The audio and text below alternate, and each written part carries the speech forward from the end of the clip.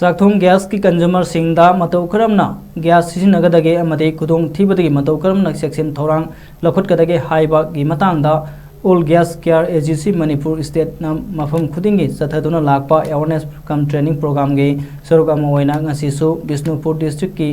मनुंग चन्ना लैबा ngaikong सिफाई लाई हराउफम कम्युनिटी हॉल पांगथोखरे how to use how to care LPG gas हाइबा थीम ता तोमथिन BLF ngaikong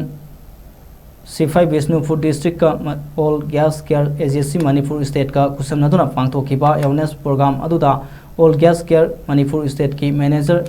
SI Joy Prakash अमदी एजेंसी मणिपुर स्टेट की फील्ड असिस्टेंट ओइरिबा मणिपुर सुमांग लीला के आर्टिस्ट हैप्पी राजन अमदी एजेंसी केयर टेकर युमनाम आसिनी अमदी एजेंसी स्टेट की ऑफिशियल